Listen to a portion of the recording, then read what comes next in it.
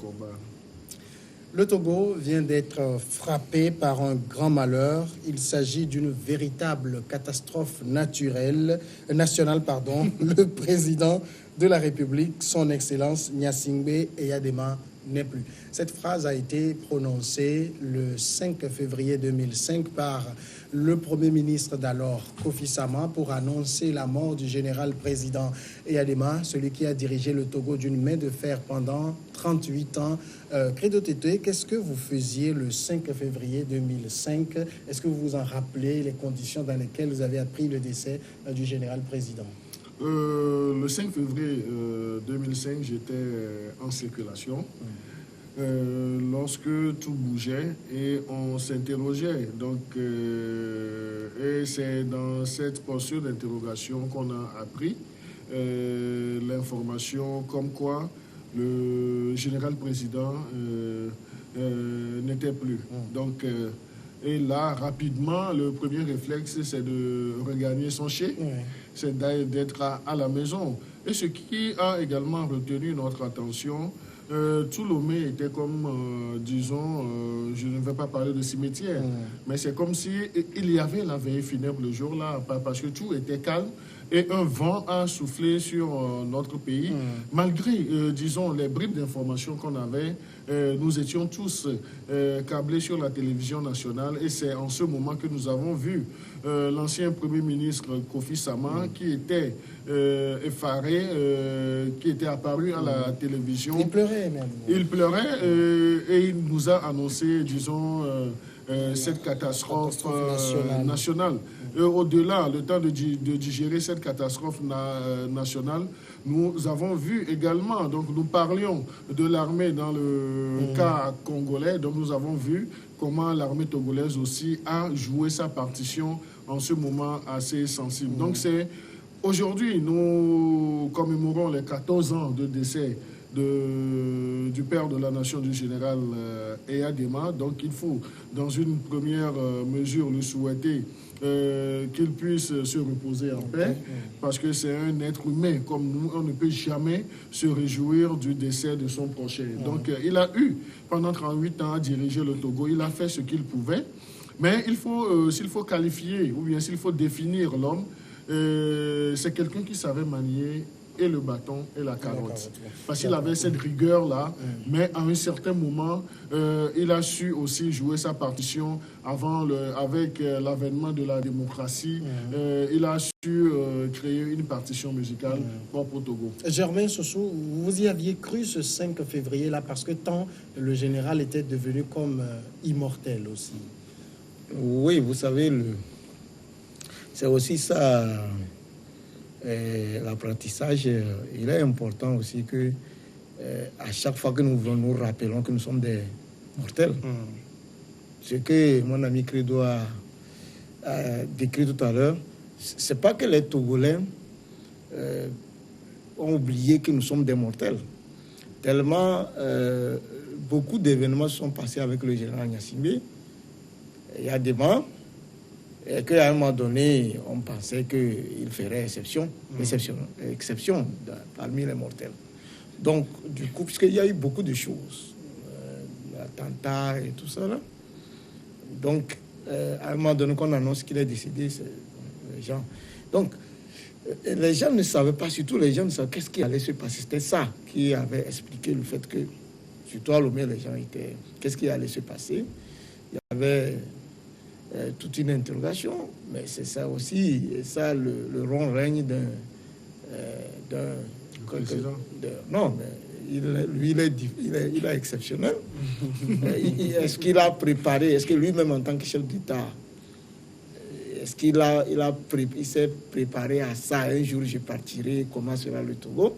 Peut-être qu'on n'aurait pas eu... Parce que la mort, ça ne devait pas créer ce que nous avons vu. Mais il faut dire aussi que ça a été aussi davantage accentué par les propos de l'ancien Premier ministre qui a qualifié la mort du chef de l'État comme une catastrophe. Ça l'était?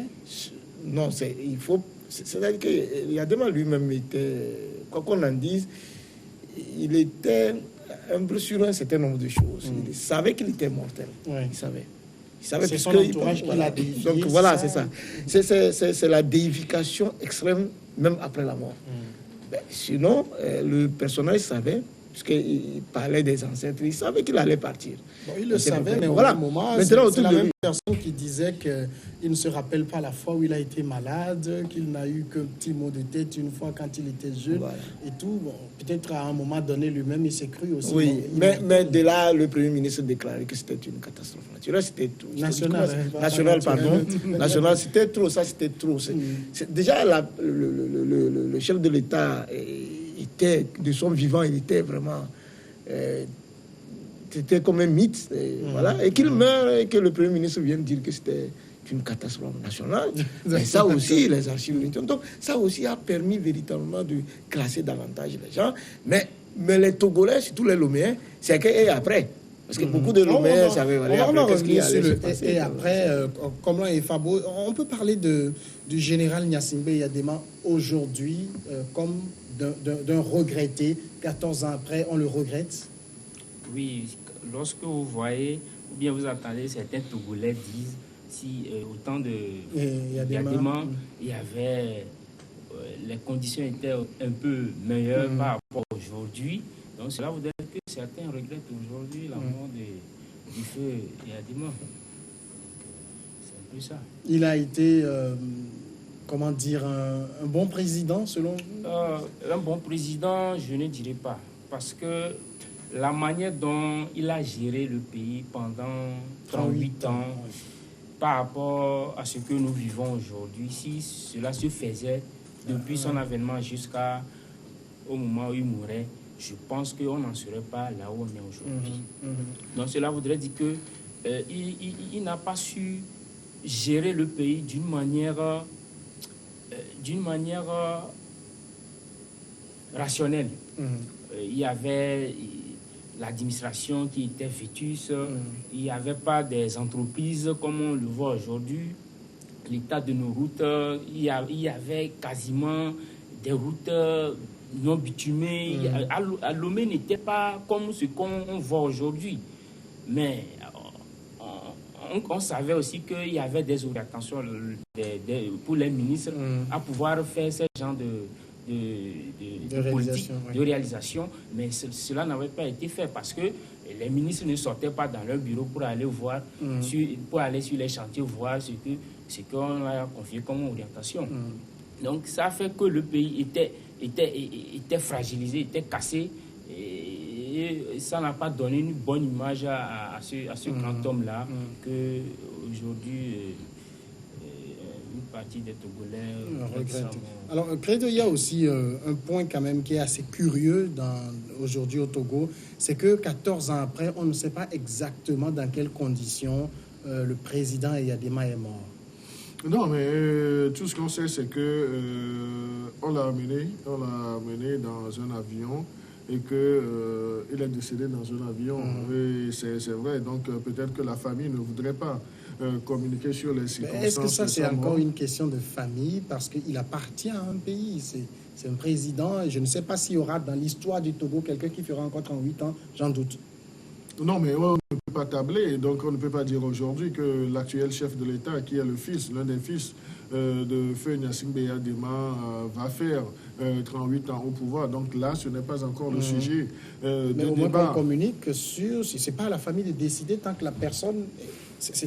Il appartient à une nation. La nation a un droit de savoir comment son président est décédé, dans quelles conditions. On n'a même pas vu sa dépouille mortelle. Non, je crois qu'il appartenait à ceux qui étaient à la manette en ce moment-là. Donc, vous savez, en communication, il y a un aspect très important. Lorsque vous voulez donner une information, vous devez faire qui est l'essentiel. C'est l'ancien Premier ministre Kofi Sama qui n'avait pas bien communiqué parce que je suppose, on peut me donner raison, que avant d'aller à la télévision nationale parler de catastrophe nationale par rapport à son statut de militant convaincu et puis de soumis à quelqu'un qu'ils ont défié, donc il devrait également dire sans trop aller dans les détails, que le chef de l'État serait décédé d'une crise, d'une maladie et autres là. Mais ils ont fait économie, donc on ne peut pas savoir les raisons pour lesquelles l'économie a été faite. Mais il faudrait qu'un jour qu'on sache de quoi était décédé réellement l'ancien chef de l'État. Mais il y a un aspect très important de l'intervention de mon cher ami Fabro qui a, lorsque vous avez voulu qu'il parle de la situation actuelle, ou bien de faire cette comparaison, il l'a fait sans pour autant aller au fond du sujet. Donc c'est dire que autant d'Eyadema était un mythe, comme l'a dit M. Sossou. Également, Eyadema était considéré comme un dieu. Et en ce temps-là, bien qu'il y avait la dictature, mais Eyadema n'avait pas, disons, des projets assez ambitieux pour le développement, sur le côté social, pour le déplacement et autres là. Donc c'est ce qui fait aujourd'hui le bénéfice de l'actuel chef de l'État, parce qu'on a vu tout ce que Faure a fait en 14 ans, Eyadema avait les moyens, même des moyens colossaux, pour réaliser cela. Donc c'est là où je suis d'accord avec lui. À sa décharge, je veux parler d'Eyadema, à sa décharge, il y avait rupture de coopération. Non seulement rupture de coopération, mais cela n'empêchait pas Eyadema de distribuer de l'argent. Et là, nous avons vu même pendant la période de la grève générale illimitée. Donc on serait dans d'autres pays que le chef de l'État n'allait pas tenir parce que tout était coupé. Mais Eyadema continuait toujours par gérer. Et là, il injectait de l'argent au sein de cette population-là. Donc c'est dire que ce que Eyadema avait comme moyen en son temps, s'il avait fait, disons, le minimum de ce que Faure a fait en 14 ans, peut-être qu'on dépasserait de certains pays de l'Afrique et autres là. Mais cela ne voudrait pas dire aussi que Faure a déjà tout fait. Donc Faure aussi doit avoir d'autres ambitions pour développer notre pays. Alors, si vous faites une comparaison entre les deux gestions, c'est vrai que c'est des Gnassingbé, mais là, lui c'est lui, moi c'est moi. Vous vous rappelez cette phrase? Exactement. Est-ce qu'aujourd'hui il y a une rupture dans la gestion? Exactement. Alors je vais aller rapidement, puisqu'on n'a pas beaucoup de temps. Alors je vais prendre 4 compartiments. Je prends le... ça fait beaucoup. Non, mais rapidement, parce qu'on n'a pas beaucoup de temps. Je prends le compartiment politique. Je suis au regret je suis étonné, parce que il y a des paix à son âme, mais vous avez parlé de la rupture, vous savez, sur la base du déficit de la démocratie. Au temps du président, il y a des gens qui sont allés signer les 22 engagements. Voilà. Mais 14 ans après, sur le plan politique, mais qu'est-ce qu'il y a quand vous me parlez de qu'est-ce qu'il y a? Les institutions sont toujours verrouillées.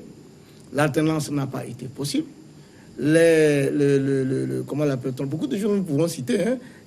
Alors, pour ne pas trop m'épiloguer sur le plan économique, vous savez, le feu général Gnassingbé a d'un père à son âme. Lui, il a tenté de nationaliser un certain nombre d'entreprises. Aujourd'hui, qu'est-ce qui nous appartient sous Faure Gnassingbé? Quel régime financier nous appartient? Le port est concédé. Eyadema n'a jamais fait ça. Je sais pas, les phosphates, c'est géré par qui? Vous allez fouiller, vous allez voir. Et les banques que nous avions ont été privatisées. Alors, je vais m'arrêter là. Je peux même vous multiplier les détournements des ministres, ce que Eyadema ne permettait pas. Parce qu'on a vu le général même, il est vivant, sur une affaire, le général même a été rétrogradé. Moi, je n'ai pas vu fort le actuel président de la République sanctionner quelqu'un. Alors, je peux aller sur le plan social, mon cher ami. Même sur le plan économique, c'est sous le actuel président Faure que nos 2 marchés de Cara et Lomé ont été brûlés. Il y a des majeurs. Non, mais j'ai dit. Vous parlez comme s'il avait des allumettes. Nous faisons une gestion comparative. Non, Claude a déjà parlé. Je vais terminer. Je vais chuter. Vous avez dit que si c'est le temps que le général Gnassingbé a eu, ce que Faure Gnassingbé a fait en 14 ans. 14 ans, je n'ai rien vu. Je vais chuter en disant. Je vais chuter. Non, mais j'ai comme l'impression que M. Sossou a des problèmes de myopie. Non, j'ai dit, je vais chuter. Comme ça va vous permettre de revenir. Non, mais ça, c'est on va aller voir en 14, le président Faure n'a rien Oui, fait. vous aurez la parole pour citer ce qu'il a fait. On peut parler en termes... Non. Vous allez laissez-moi citer. On peut parler en termes d'insuffisance et autres. Oui, vous aurez la parole. Mais dire que rien n'a été oui, mais fait je dis, bon, d'accord. aux 38 ans de son vous voulez que papa. je dise quoi? Donc, moi, mais vous aurez la parole, vous me dites. On ne peut aller dans ce sens-là lorsqu'on se définit comme un myope. Non, je dis, voyez, je sais que le président Yadema, quand il y a un certain nombre de choses, pas les détenus n'étaient pas d'accord. Quand bien même dans son cas, nous avons vu, il a démis des ministres, il a enfermé les gens. Je n'ai pas vu Faure. Moi, je comprends. Sur le plan social, déjà fait l'expérience je termine sur le plan éducationnel, mon cher ami, sur le plan éducationnel, mon cher ami, pour ne pas trop élargir les choses. Ça, c'est sous le président Yadema qu'on a fait la réforme de 1975. L'actuel président de la République a tenté même de faire les États généraux, il n'a même pas réussi. Vous avez vu la situation de l'éducation quand elle était sous Yadema, elle est très pire sous Faure actuellement. Je vais m'arrêter là, parce que le débat va nous permettre, si vous voulez, je donne les détails. Oui, mais vous me dites, en 14 ans, quand il a dit, lui c'est moi, lui c'est lui, moi c'est moi. Si moi je mets Faure Gnassingbé, l'actuel président de la balance, le général Gnassingbé, mais je le regrette, le général Gnassingbé. Je vous le dis, très franchement. Non, mais je crois qu'il a permis, malheureusement, que le temps n'est plus assez conséquent et autres là. C'est vrai, il a relevé un certain nombre de choses, mais j'insiste et puis je persiste. En 14 ans, Faure a fait ce qu'il peut faire. Oui, dis-nous ce qu'il a fait. Non, attends, mais nous avons vu... C'est pas de Faure Gnassingbé qu'on parle. Oui, non, mais on fait la gestion des deux personnes, des deux présidents. Et autres là, mais c'est dire que les moyens que le chef de l'État, le général président avait pour mener sa politique, Faure ne l'a pas. Mais Feu Gnassingbé Yadema pouvait... Il a concédé le port en 30 ans. Parce que Yadema n'a jamais concédé le port. Bon, je vous laisse lorsque vous aurez fini dans l'agitation. Il a concédé le port. Donc, ce que je voudrais dire... Mais il a mis toute une génération, des générations dans le chômage. Yadema n'a jamais fait ça. Non, mais je crois que... Dites-moi ce qu'il a fait. Je crois qu'au temps des Yadema, donc il y avait toujours cette notion de chômage et autres là. Mais est-ce que vous voudriez que le chef de l'État Faure continue dans cette logique de distribuer de l'argent? Dis-moi ce qu'il a fait. De distribuer de l'argent. Non, mais dites-moi ce qu'il a fait concrètement. Non, mais est-ce que vous pensez que... Ça n'a pas été possible.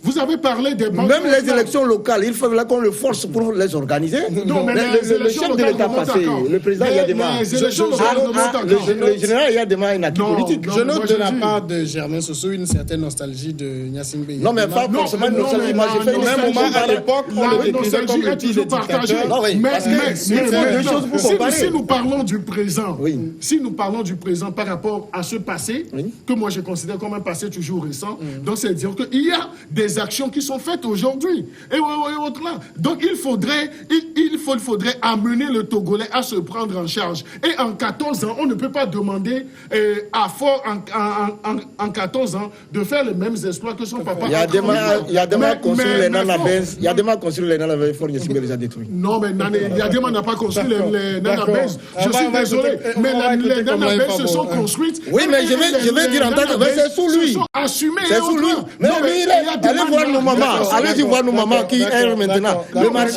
marchés de Kara et de Sokodé. C'est tout ce que nos mamans avaient. C'est tout ce que nos mamans avaient. C'est pour chercher un peu d'argent. Mais ça a été brûlé. Est-ce que c'est Yadema qui a développé le commerce de cette bonne dame?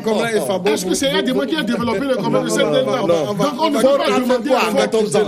Non, mais à 14 ans, dans l'ère démocratique, Faure a fait ce qu'il pouvait faire. Mais qu'est-ce qu'il a fait concrètement? Vous pensez que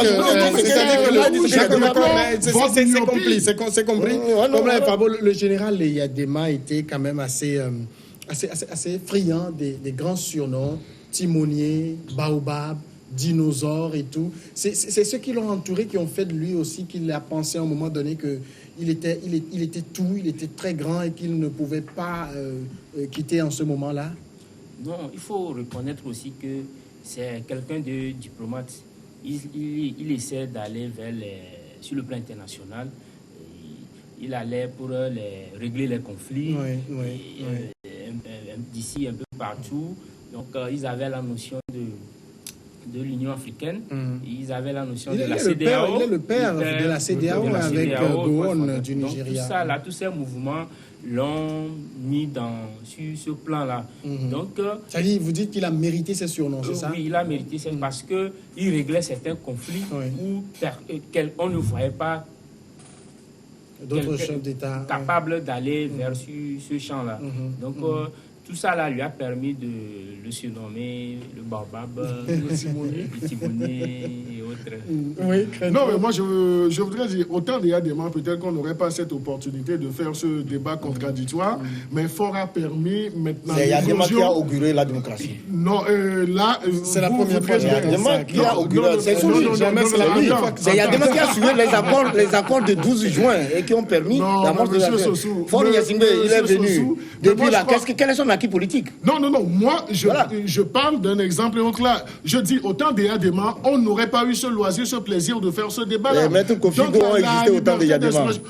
Les professeurs Nevi, c'est sous Yadema. Non, mais ces opposants-là étaient limités aussi. Les institutions sont verrouillées. Étaient limités autre-là.